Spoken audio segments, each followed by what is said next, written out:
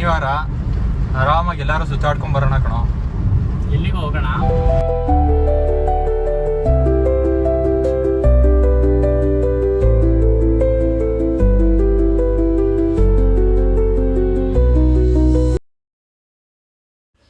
ಬೈಲ್ಕುಪ್ಪೆ ಇದು ಕರ್ನಾಟಕದಲ್ಲಿರೋ Tibetan settlement. ಇಲ್ಲಿಗೆ ಏನಾದರೂ ನೀವು ಬರಬೇಕು ಅಂತ ಹೇಳಿದ್ರೆ ನಿಯರೆಸ್ಟ್ ಸಿಟಿ ಬಂದು ಮಡಿಕೇರಿ ಮತ್ತು ಮೈಸೂರು. ಮಡಿಕೇರಿಯಿಂದ 41 ಕಿಲೋಮೀಟ್ರು, ಮೈಸೂರಿಂದ 83 ಕಿಲೋಮೀಟ್ರ್ ಆಗುತ್ತೆ. ಮಡಿಕೇರಿಯಿಂದ ನಿಮಗೆ 1 ಅವರ್ ಜರ್ನಿ ಮತ್ತು ಮೈಸೂರಿಂದ 2 ಅವರ್ಸ್ ಜರ್ನಿ ಆಗುತ್ತೆ. ಇಲ್ಲಿಗೇನಾದರೂ ನೀವು ಬರಬೇಕು ಅಂತ ಹೇಳಿದ್ರೆ ಮಡಿಕೇರಿ ಮೈಸೂರು ಬಸ್ನ ಇರಿದ್ರೆ ಸಾಕು. ಇಲ್ಲಿ ನೀವು ಕೊಪ್ಪದಲ್ಲಿ ಇಳ್ಕೊಂಡು ಅಲ್ಲಿಂದ ನೀವು ಬರ್ಬೋದು. ನಿಮ್ದೇನಾದರೂ ಓನ್ ವೆಹಿಕಲ್ ಇದ್ದರೆ ಅದಲ್ಲೂ ಕೂಡ ನೀವು ಇಲ್ಲಿಗೆ ಆರಾಮಾಗಿ ಬರ್ಬೋದು.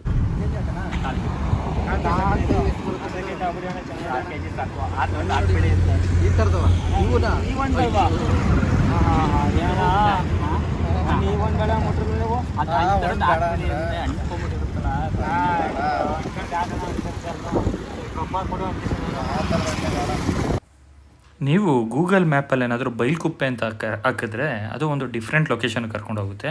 ಅಲ್ಲಿ ಒಂದು ಪ್ರೇಯರ್ದಿದೆ, ಅದು ಬಿಟ್ಟರೆ ನಿಮ್ಗೆ ಏನೂ ಸಿಗೋಲ್ಲ. ಅದು ವಿಲೇಜ್ ಅನಿಸುತ್ತೆ. ನೀವೇನಾದರೂ ಎಕ್ಸಾಕ್ಟಾಗಿ ಗೋಲ್ಡನ್ ಟೆಂಪಲ್ಗೆ ಹೋಗಬೇಕು ಅಂದರೆ ಗೂಗಲ್ ಮ್ಯಾಪಲ್ಲಿ ನೀವು ಪೀಸ್ ರೆಸ್ಟೋರೆಂಟ್ ಅಂತ ಹಾಕಬೇಕು. ಅದಾಗ್ತದೆ ನೀವು ಎಕ್ಸಾಕ್ಟಾಗಿ ಗೋಲ್ಡನ್ ಟೆಂಪಲ್ಗೆ ಹೋಗಿ ಸೇರ್ತೀರಾ. ಇದೆ ಇಲ್ಲೇ ಹಾಕಿದಾರಲ್ಲೋ,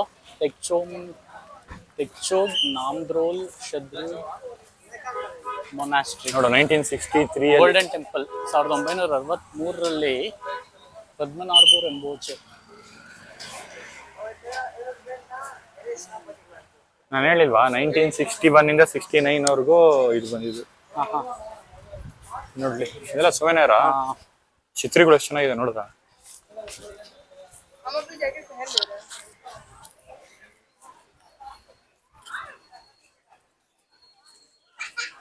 ನೋಡು ಬಿಸಿಲು ಮಳೆ ಬರ್ತಾ ಇರ್ಲಿ ಬಿಸಿಲು ಬರ್ತಾ ಇರ್ಲಿ ಚಿತ್ರ ಮಾಡಿರೋದ. ಇದಾ ಮೋಸ್ಟ್ಲಿ ಏನೋ ಇದಿತ್ತು ಅಂತ ಕಾಣುತ್ತೆ, ಫಂಕ್ಷನ್ ಇತ್ತು ಅನ್ಸುತ್ತೆ ಅಲ್ವಾ. ಇಲ್ಲಿ ನೋಡ್ತಾ ಇದೀಯಾ ಎಷ್ಟು ಚೆನ್ನಾಗಿದೆ ಇದು ಟೆಂಪಲ್. ಅಲ್ಲಿ ನೋಡೋ ಧರ್ಮಗುರುಗಳದ್ದು. ಅವರೇನ ದಲೈಲಾಮ ಅಂದ್ರೆ? ಅಲ್ಲ ದಲೈಲಾಮ ಅಲ್ಲ. ಹಿಸ್ ಹೋಲಿನೆಸ್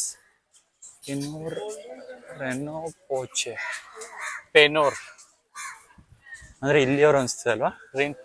ಪೆನೋರ್ ರೇನ್ ಪೋಚೆ ಅಲ್ಲ, ಮೋಸ್ಟ್ಲಿ ಇವರು ಇದನ್ ಮಾಡಿದ್ದಲ್ವೇನೋ, ಅಲ್ಲ ಹಾಕಿದ್ರಲ್ಲ ಬೋರ್ಡು. ಅವರೇನ ಇವರು ಪ್ರತಿಷ್ಠಾಪನೆ ಫಸ್ಟ್ ಸ್ಟಾರ್ಟ್ ಮಾಡಿರೋದು. ಸೊ ಏನೋ ಬ್ರಹ್ಮಾಂಡ ಇದ್ದಂಗದಲ್ಲ ಇದು, ಚೆನ್ನಾಗಿದೆ ಅಲ್ಲ. ಇದೇನ ಮೇನ್ ಟೆಂಪಲ್. ಏನೋ ಸೌಂಡ್ ಅಲ್ಲಿ ಏನೋ ಕಲ್ಚರಲ್ ಆಕ್ಟಿವಿಟಿ ನಡೀತದೆ. ಬರೋ ಹೋಗು ನೋಡ್ಕೋರು, ಕೇಳಿಸ್ತಿದೆ ಸೌಂಡ್. ಅಲ್ಲೆಲ್ಲ ಇದು ಮಾಡ್ತಾ ಇದಾರೆ. ಟಿಬಿಟಿಯನ್ಸ್ ಫಾಲೋ ಮಾಡೋದು ಬೌದ್ಧ ಧರ್ಮನ. ನಾವು ಅಲ್ಲಿ ಹೋದಾಗ ಅವ್ರದ್ದು ಆಚರಣೆ ನಡೀತಿತ್ತು. ನಾವು ಕೂಡ ಅಲ್ಲಿ ನಿಂತ್ಕೊಂಡು ಆ ಆಚರಣೆನ ನೋಡೋಣ.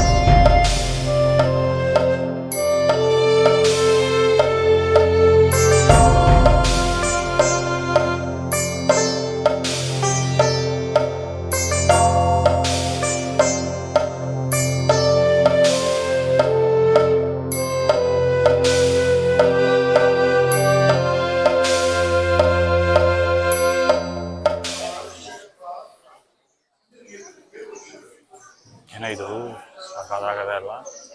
ನಾವು ಹುಬ್ಳಿ ಪಕ್ಕ ಒಂದು ನೋಡಿದ್ವಲ್ಲ, ಜ್ಞಾಪಕ ಇದೆಯಾ? ಸೇಮ್ ಹಿಂಗೆ ಐತಲ್ಲ, ಅಲ್ಲಿ ಪಕ್ಕ ಹೋಗಿದ್ವಿ ಅನ್ಸುತ್ತೆ.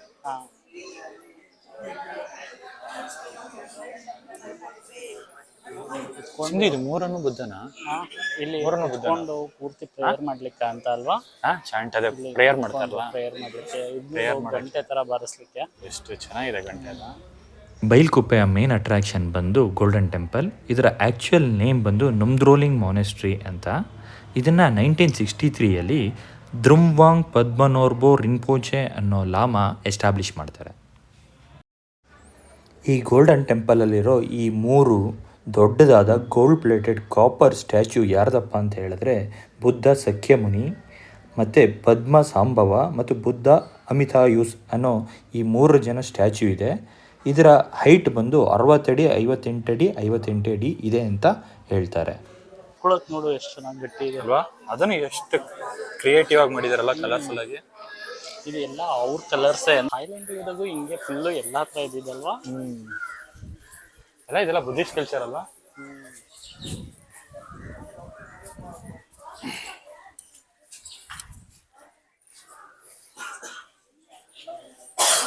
ಸಿದ್ದು ವುಡ್ ಎಷ್ಟು ಚೆನ್ನಾಗಿದೆಲ್ಲ. ವುಡ್ ಅನ್ಸುತ್ತಲ್ಲ ಪೂರ. ವುಡ್ಡೆಲ್ಲ ಮಾಡಿರೋದು. ಅದಕ್ಕೆ ಸ್ತೂಪ ಅಂತಾರಲ್ಲ, ಸ್ತೂಪ. ಆದ್ರೂ ಆರ್ಟ್ ಮಾತ್ರ. ಟಿಬೇಟಿಯನ್ಸು ಅವ್ರ ದೇಶ ಬಿಟ್ಬಿಟ್ಟು ಇಲ್ಲಿ ಇಂಡಿಯಾದಲ್ಲಿ ಅದು ಕರ್ನಾಟಕದಲ್ಲಿ ಬಂದು ಏನಕ್ಕೆ ಸೆಟ್ಲ್ ಆದರು ಅಂದರೆ 1960ಸಲ್ಲಿ ಚೈನಾ ಟಿಬೆಟ್ನ ಆಕ್ರಮಣ ಮಾಡಿಕೊಳ್ಳುತ್ತೆ. ಅಂಥ ಟೈಮಲ್ಲಿ ನಿರಾಶ್ರಿತರಾದವ್ರಿಗೆ ಇಂಡಿಯನ್ ಗೌರ್ಮೆಂಟು ಜಾಗ ಕೊಡುತ್ತೆ. ತುಂಬ ಜಾಗದಲ್ಲಿ ಕೊಟ್ಟಿರುತ್ತೆ, ಅದರಲ್ಲಿ ಇದು ಕೂಡ ಒಂದು. 1960ಸಲ್ಲಿ ಇಲ್ಲಿ ಟಿಬೆಟಿಯನ್ಸ್ಗೆ 3000 ಎಕರೆ ಜಮೀನು ಕೊಡಲಾಗುತ್ತೆ. ಇಲ್ಲಿವರೆಗೂ ಅವ್ರಿಗೆ ಯಾವುದೇ ಭಾರತದಲ್ಲಿ ವೋಟಿಂಗ್ ರೈಟ್ಸ್ ಇರಲ್ಲ. ಇದೇನು ಆನೆ ಮೇಲೆ ಆನೆ ಮೇಲೆ ಕೋತಿ ಮೇಲೆ ಮೊಲದ ಮೇಲೆ ಪಕ್ಷಿ. ಅದು ಫ್ರೂಟ್ಸ್ ತಿಂತಾ ಇದೆ ಅನ್ಸುತ್ತೆ ನೋಡಲ್ಲಿ ಮೇಲ್ಗಡೆ. ಮರದ ಮೇಲೆ ಇರೋ ಫ್ರೂಟ್ ತಿಂತಾ ಇದೆ ನೋಡಲ್ಲಿ. ಫ್ರೂಟ್ಸ್ ತಿಂತಾ ಇದೆ. ತಿಂತಾ ಇರೋದಲ್ಲ, ನಾವು ಹಂಗ ಅರ್ಥ ಮಾಡ್ಕೊಳ್ತಾ ಇದೀವಿ. ಆಕ್ಚುಲಿ ಅದ್ರ ಅರ್ಥ ಏನ್ ಹೇಳು, ಇಲ್ಲಿ ನೋಡಿಲ್ಲಿ ಇದ್ ನೋಡಿದ್ಯಾ, ಇದ್ರ ಕೈಯಲ್ಲಿ ಹಣ್ಣಿದೆ. ಸೊ ಎಲ್ಲ ಯೂನಿಟಿಯಲ್ಲಿ ಹಣ್ಣು ಕೀಳೋ ಪ್ರಾಸೆಸ್ ಮಾಡ್ತಾ ಇದೆ. ಪಕ್ಷಿಗೆ ಹಾರ ತಾಕತ್ತು. ಸೊ ಹಣ್ಣು ಕಿತ್ತು ಸುದ್ದಿಲಿ ಎಡಗಡೆ ಮಾಡೋ, ಬೇಗ ಮಾಡೋ, ಎಡಗಡೆ ಕೊಡ್ತಾ ಇದೆ. ಏನೋ ಇದು ಪಾಲ್ಯೂಲ್ ಮಾನೆಸ್ಟ್ರಿಯ ಒಂದು ಮಾಡೆಲ್ಲು. ಈ ಪಾಲ್ಯೂಲ್ ಮಾನೆಸ್ಟ್ರಿ ಎಲ್ಲಿದೆ ಅಂತ ಹೇಳಿದ್ರೆ ಚೈನಾ ಆಕ್ರಮಿತ ಟಿಬೆಟಲ್ಲಿದೆ. ಆಮೇಲೆ ಇದು ಸಮುದ್ರದಿಂದ 3000 ಮೀಟರ್ ಹೈಟಲ್ಲಿದೆ ಅಂತ ಹೇಳ್ತಾರೆ. ಆಮೇಲೆ ಇದು 6 ಮದರ್ ಮಾನೆಸ್ಟ್ರಿ ಅಂತ ಏನು ಕರೀತಾರೆ ಟಿಬೆಟಲ್ಲಿ, ಅದರಲ್ಲಿ ಇದು ಕೂಡ ಒಂದು ಮುಖ್ಯವಾದ ಮಾನೆಸ್ಟ್ರಿ.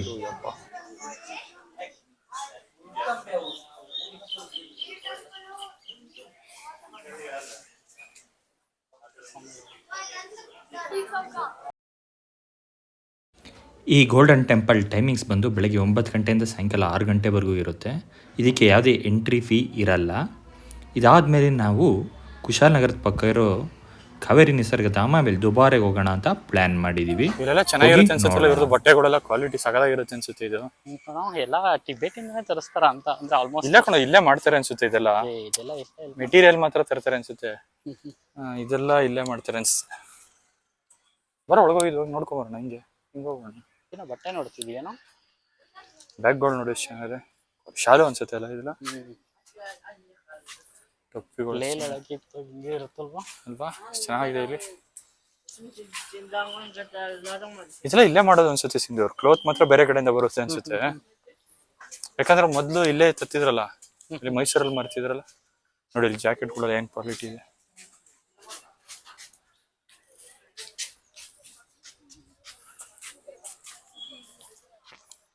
ಇಲ್ಲಿ ಇಲ್ಲ ಕಣೋ. ಇಲ್ಲಿಲ್ಲ, ಇದೆಲ್ಲ ಇಟ್ಟಿದಾರಲ್ಲ. ಇದೆಲ್ಲ ಇವರೆಲ್ಲ ಮಾರಲ್ವಾ ಇಲ್ಲಿ? ಇದು ಅವ್ರು ಒಳ್ಳೇದಕ್ಕಾಗಲಿ ಅಂತ. ಓ, ಹಂಗ್ ಇಟ್ಕೊಂಡಿರೋದು ಇದು. ಕೇಳಣ ಬಾ, ಮುಂದೆ ಒಂದು ಅಂಗಡಿಲಿ ನೋಡ್ದಂಗಿತ್ತು ನಂಗೆ. ಕುರ್ತಾಸ್ ನೋಡು, ಚೆನ್ನಾಗಿದೆ ಅಲ್ವಾ ಕ್ವಾಲಿಟಿ. ಅಲ್ಲೇ ಇಲ್ಲೇ ಇಲ್ಲದಲ್ಲೋ, ಇಲ್ಲೇ ಕೇಳಣ. ಇಲ್ಲಿ ಇಲ್ಲದಲ್ಲೋ ಕೇಳು. ಕಾರ್ಗೆ ಆಗುವಂತದ್ದು ಕೇಳು.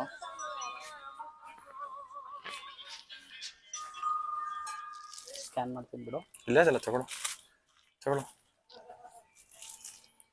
ನನಗೆ ತಗೊಂಡಂಗೆ ಆಯ್ತಪ್ಪ ಅದು. ಇಲ್ಲಿ ತೋರಿಸು ಒಂದ್ಸರಿ. ಬಿಚ್ಚೋದೇನು ಬೇಡ ಬಿಡು, ಅಲ್ಲ ಹಾಕೋ ಕಾರಿಗೆ. ಸ್ಯಾಪಲ್ ಆಗಿದೆ. ಚೆನ್ನಾಗಿದ್ಯಾ? ಬಾ. ಇಲ್ಲಿದೆಯಲ್ಲೋ, ಇಲ್ಲಿದೆಯಲ್ಲ ಆ ಈ ಥರದ್ದಾ? ಥರದ್ದು. ನಾವು ಲೇಹ ಲಡಾಖಲ್ಲಿ ಈ ಸೈಜಿನ ತಗೊಂಬಂದಿದ್ದು ಅಲ್ವಾ? ಅದು ಬೈಕಿಗೆ ಅಂತಂದಿದ್ದು. ಹಾ. ನಾವು ಬೈಕು ಕಾರ್ ತಗೊಂಡಾಗ ಹ್ಞೂ ಕಣೋ. ಫ್ಲಾಗ್ ಹಾಕ್ಬೇಕು ಅಂತ ತಿಳ್ಕೊಂಡಿದ್ದು. ಈ ಫ್ಲಾಗಾ ಆ, ನಮ್ ಕಾರ್ಗೂ ತಗೋಬೇಕಿತ್ತು ಕಣೋ. ಇರ್ಲಿ ಬಾರೋ, miss ಇನ್ನೊಂದ್ ಮಾಡ್ಕೊಂಡೆ. ಸರಿ ಬಂದಾಗ ತಗೊಳ್ಳೋಣ. ಹಾ ಇದೇ ಇಲ್ಲೇ ಅಲ್ವೇನೋ ಹಿಂದ್ಗಡೆ ಹಾಕೋದು. ಹಾ, ಎಲ್ಲ ಹಾಕ್ಬೇಕಿದು? ಆಕ್ಚುಲಿ ಇಲ್ಲೆಲ್ಲ ಕಟ್ಟುತ್ತಾರೆ ಕಣೋ. ಗೊತ್ತಾಗುತ್ತಾ? ಇಲ್ಲಿ ಇದೆಯಲ್ಲ, ಹಾ ಹಾ ಹಾ ಹಾ ಹಾ. ಇಲ್ಲಿಗೆ.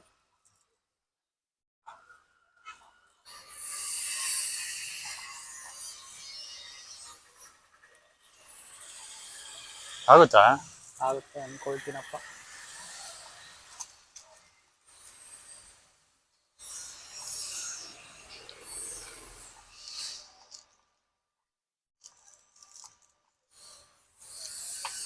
ಇನ್ನು ಎಡೆನ ಸಗದ ಕಾಣಿಸುತ್ತೆ ಅಲ್ವಾ ಮುಚ್ಚಿದ ಮೇಲೆ?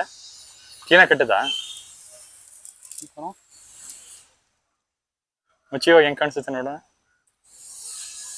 ಕಟ್ಟಿದೆ ಅಲ್ವೇನೋ? ಹಾ ಹಾ ಹಾ, ಮುಚ್ಚಿ ಒಂದ್ಸರಿ ಹೆಂಗ್ ಕಾಣುತ್ತೆ ನೋಡು.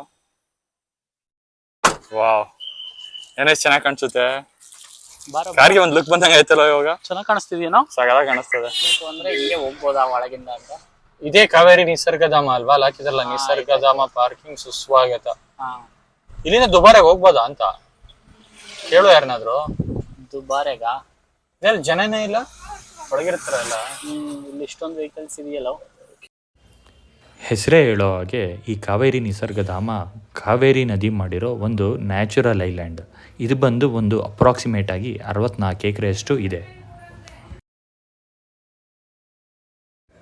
ಇಲ್ಲೇನಾದರೂ ಬಂದರೆ ಇದಕ್ಕೆ ನಿಮಗೆ ಎಂಟ್ರೆನ್ಸ್ ಫೀಸ್ ಇದೆ. ಶನಿವಾರ ಭಾನುವಾರ ಆಮೇಲೆ ರಜಾ ದಿನಗಳಲ್ಲಿ 80 ರೂಪಾಯಿ ಇರುತ್ತೆ, ನಾರ್ಮಲ್ ದಿನಗಳಲ್ಲಿ 60 ರೂಪಾಯಿ ಇರುತ್ತೆ. ಅದು ಅಲ್ಲದೆ ವೆಹಿಕಲ್ಗೆ ಕೂಡ ಇಲ್ಲಿ ಪಾರ್ಕಿಂಗ್ಗೆ ಚಾರ್ಜಸ್ ಇದೆ. ಇಲ್ಲಿ ನೀವು ನೋಡ್ಬೋದು, ದೊಡ್ಡವರಿಗೆ 80 ರೂಪಾಯಿ, ಇದು ವೀಕೆಂಡ್ ಆದ್ದರಿಂದ ಇವತ್ತು 80 ರೂಪಾಯಿ.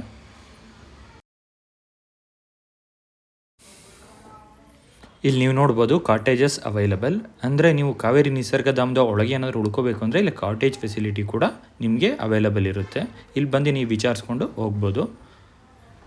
ಇದು ಬಂದು ಕಾವೇರಿ ನಿಸರ್ಗಧಾಮದ ಎಂಟ್ರಿ. ನೋಡಿ, ಇಲ್ಲಿ ಫುಲ್ ಬ್ಯಾಂಬೂ ಟ್ರೀಸ್. ಇಲ್ಲಿ ಮುಖ್ಯವಾಗಿ ಸಿಗೋದು ಬ್ಯಾಂಬೂ ಟ್ರೀಸ್ ಆ್ಯಂಡ್ ಸ್ಯಾಂಡಲ್ವುಡ್, ಅಂದರೆ ಶ್ರೀಗಂಧ ಆಮೇಲೆ ಬಿದಿರು. ಇದು ಹೆಚ್ಚಿಗೆ ಬೆಳೆಯೋದು ಈ ಜಾಗದಲ್ಲಿ ನೀವು ನೋಡ್ಬೋದು. ಇದು ಹ್ಯಾಂಗಿಂಗ್ ಬ್ರಿಡ್ಜು. ಇದನ್ನು ದಾಟ್ಕೊಂಡು ಹೋದರೆ ನಾವು ಕಾವೇರಿ ನಿಸರ್ಗಧಾಮಕ್ಕೆ ಎಂಟ್ರಿ ಕೊಟ್ಟಂಗೆ ಆಗುತ್ತೆ. ಕಾವೇರಿ ನದಿ ಎಷ್ಟು ಚೆನ್ನಾಗಿ ಹರಿತಿದೆ ಅಂದರೆ, ಮಳೆ ಜಾಸ್ತಿ ಬಂದಿದೆಯಲ್ಲ ಅದರಿಂದ ಇವಾಗ ನೀರು ಕೂಡ ತುಂಬ ಜಾಸ್ತಿಯಾಗಿ ಹರಿತಿದೆ. ಆಮೇಲೆ ನೀವು ಇಲ್ಲಿ ಕಾವೇರಿ ನಿಸರ್ಗಧಾಮಕ್ಕೆ ಬರಬೇಕು ಅಂದರೆ ಬೈಲ್ಕುಪ್ಪೆಯಿಂದ ಒಂದು 14 ಕಿಲೋಮೀಟ್ರ್ ಆಗುತ್ತೆ ಅಷ್ಟೇ. ಒಂದು 20 to 25 ಮಿನಿಟ್ಸ್ ಜರ್ನಿ. ಅದು ಅಲ್ಲದೆ ನೀವು ಇಲ್ಲಿ ಟೈಮಿಂಗ್ಸ್ ಬಂದು 9:30 to 5:30 ಇರುತ್ತೆ. ಅದ್ರ ಮೇಲೆ ನಿಮಗೆ ಯಾವುದೇ ಅಲೋ ಇರಲ್ಲ. ಅದಕ್ಕೋಸ್ಕರ ನೀವು ಅದರೊಳಗೆ ಬಂದು ಇಲ್ಲಿ ಚೆನ್ನಾಗಿ ನೋಡಿಕೊಂಡು ಹೋಗ್ಬೋದು.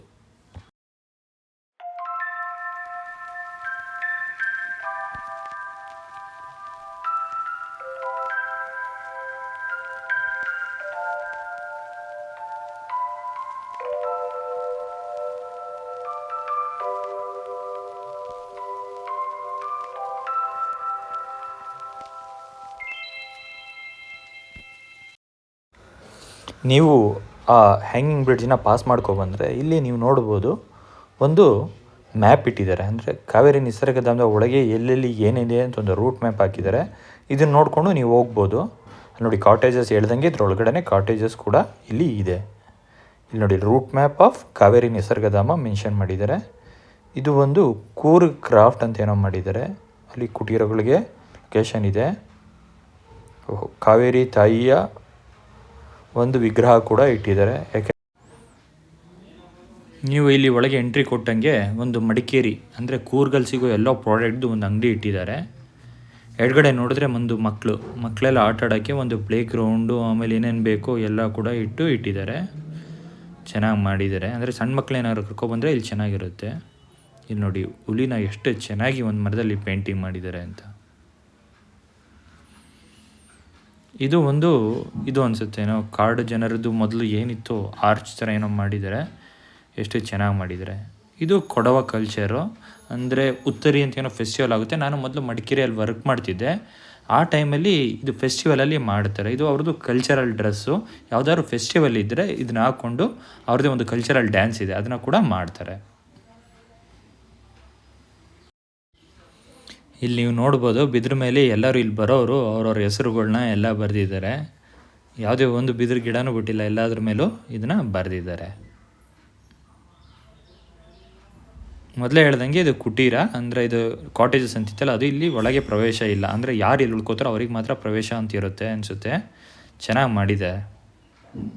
ಇದು ಬಂದು ಕೊಡವರ ಕಲ್ಚರಲ್ ಡ್ರೆಸ್, ಫೆಸ್ಟಿವಲಲ್ಲಿ ಹಾಕೊಳ್ಳೋ ಒಂದು ಡ್ರೆಸ್ ಇದು.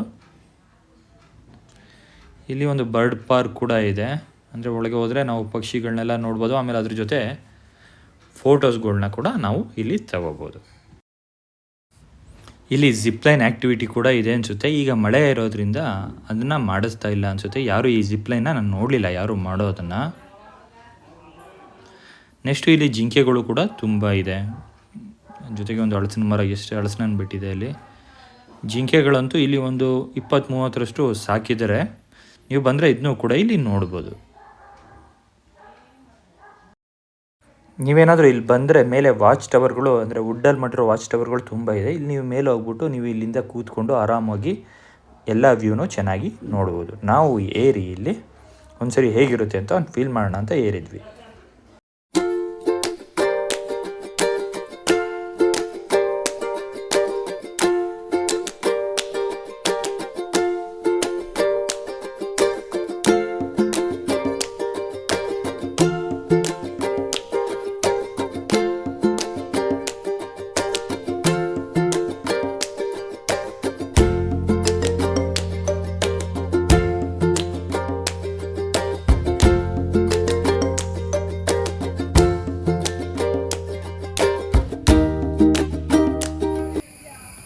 ಹಲೋ, ಬಿದಿರು ಮರ ಅದೇ ಯಾವೆಲ್ಲ ಇರುತ್ತೆ ಜೋಪಾನ ಕಣೋ.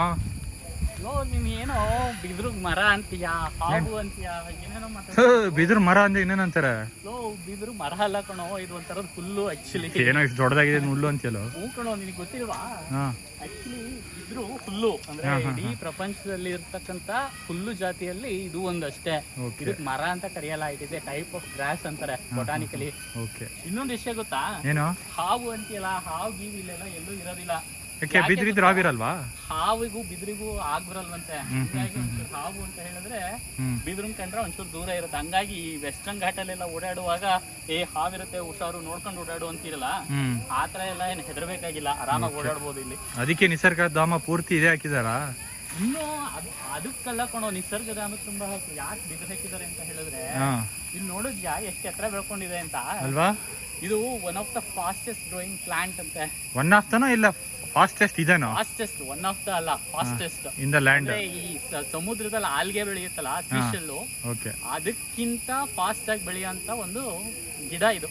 ಅಂದ್ರೆ ಭೂಮಿ ಒಳಗಿರ್ಬೇಕಾದ್ರೆ ತುಂಬಾ ಟೈಮ್ ತಗೊಳುತ್ತೆ, ಒಂದ್ಸರಿ ಬೆಳೆಯಕ್ ಸ್ಟಾರ್ಟ್ ಆದ್ರೆ ತುಂಬಾ ಫಾಸ್ಟ್ ಆಗಿ ಬೆಳೆಯುತ್ತೆ ಅಂತಾರಲ್ಲ. ಮೇಲ್ ಬಂತು ಅಂತ ಹೇಳಿದ್ರೆ ಅದ್ರ ಮೊಳಕೆ ಬೆಳೆಯೋದಷ್ಟು ಈಸಿ. ಅದಕ್ಕೆ ಇಲ್ಲಿ ನೋಡಿದ್ಯಾ ಇಡೀ ನಿಸರ್ಗಧಾಮ ತುಂಬಾ ಬರೀ ಬಿದಿರನ್ನೇ ಹಾಕಿದ್ದಾರೆ. ಅಂದ್ರೆ ಇದಾಗಬಾರ್ದು ಅಂತ, ಮಣ್ಣು ಸವಕಳಿ ಏನಾರು ಆಗ್ಬಾರ್ದು ಅಂತ. ಇಲ್ಲಿ ಪಕ್ಕದಲ್ಲಿ ಕಾವೇರಿ ನದಿ ಬೇರೆ ಹರಿಯುತ್ತಲ್ವಾ, ಮಳೆ ಬೇರೆ ಬರ್ತಾ ಇರುತ್ತೆ. ಸೊ ಇದ್ರ ಬಿದ್ರಿತ್ತು ಅಂತ ಹೇಳಿದ್ರೆ ಮಣ್ಣನ್ನ ಗಟ್ಟಿಯಾಗಿ ಹಿಡಿದಿಡುತ್ತೆ. ನೋಡಿದ್ಯಾ? ಆಮೇಲೆ ಬೇರೆ ಮರಗಳಾದ್ರೆ ಗಾಳಿ ಬಂತು ಅಂತ, ಬೇರೆ ಮರಗಳು ಬಂತು ಅಂತ ಹೇಳಿದ್ರೆ ಗಾಳಿಗೆ ಬಿದ್ದೋಗೋ ಚಾನ್ಸಸ್ ಜಾಸ್ತಿ ಇರುತ್ತೆ. ಇಲ್ಲಿ ನೋಡಿದ್ಯಾ ಯಾವ ಲೆವೆಲ್ ಇದೆ ಅಂತ ಹೇಳಿ.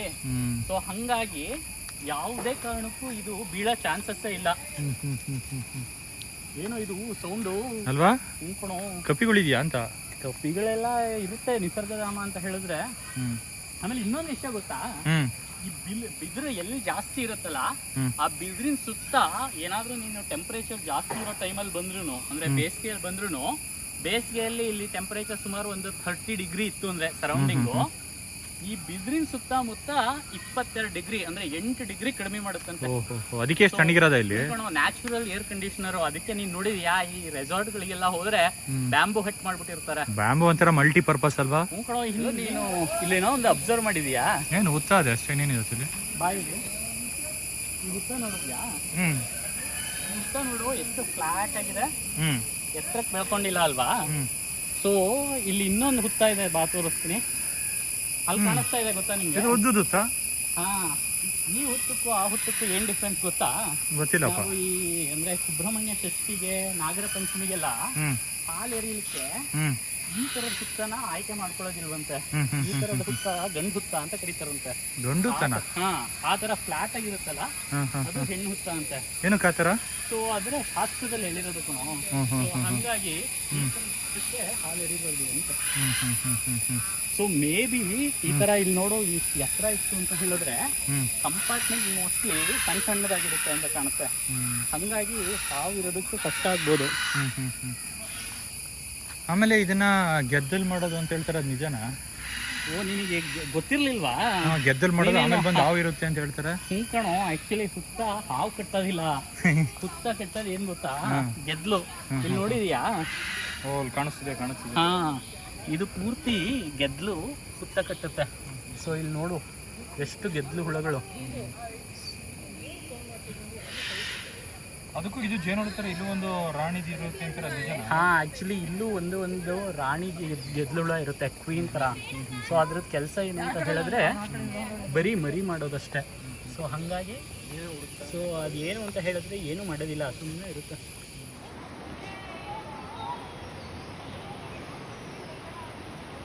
ಹಿಂಗೆಲ್ಲಾಡುತ್ತೆ.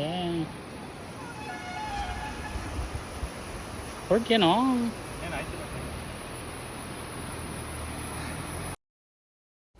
ಕಾವೇರಿ ನಿಸರ್ಗಧಾಮ ನೋಡ್ಕೊಂಡು ಹೊರಗಡೆ ಬಂದರೆ ನಿಮಗೆ ತುಂಬ ಆ್ಯಕ್ಟಿವಿಟೀಸ್ ಕೂಡ ಇದೆ, ಅದನ್ನೂ ಕೂಡ ನೀವು ಮಾಡ್ಬೋದು. ಆಮೇಲೆ ತಿನ್ನೋಕ್ಕೆ ವೆರೈಟಿ ಆಫ್ ಫುಡ್ಸ್ ಕೂಡ ಸಿಗುತ್ತೆ.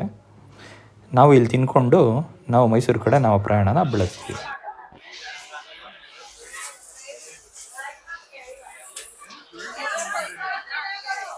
ಒಂದ್ಸರಿ ಹೋಗಿ ನೋಡು. ಅದೇ ಹಿಂಗೆ ಹೆದರಿಕೆ ಆಗತ್ತಲ್ಲ ಆ ತರದ್ದು. ಹೋಗಿ ನೋಡ್ತೀಯಾ?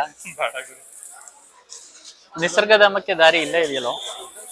ಹಿಂಗೆ ನೀನ್ ತಿನ್ನೋದಿದ್ರೆ ತಿನ್ನು.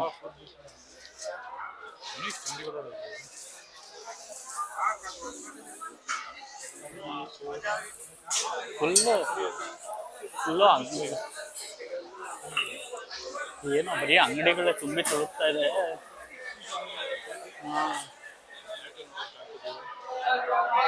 ಏನೋ ಶಾಪಿಂಗಿಗಾಗಿ ಇಲ್ಲಿಗೆ ಬರ್ತೀವೇನೋ ಅನ್ನಂಗೆ ಆಗೋಗೋಯ್ತಲ್ಲೋ.